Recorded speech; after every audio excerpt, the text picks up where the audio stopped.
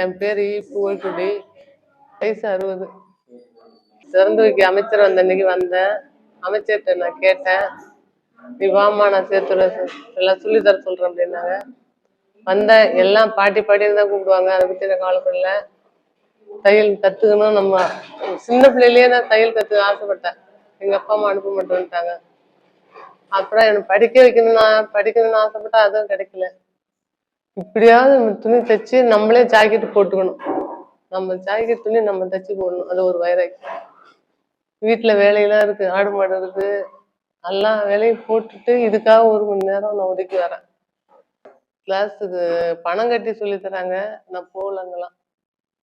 இங்கதான் வந்தேன். நானா தையல் மிஷின் வாங்கி தைச்சேன், அது ஜாக்கெட் ஒழுங்கா வரல. அதனால இப்ப இவங்களுக்கு ஃப்ரீயா சொல்லி தரேன்னாங்களா, கூட்டத்துக்கு வந்தப்ப அமைச்சர்கிட்ட கேட்டு, எனக்கு வயசாகிடுச்சுன்னு இல்லை உனக்கு சேர்த்துக்க மாட்டாங்கன்னு அந்த கூட்டத்துக்கு வந்தவங்க சொன்னாங்க.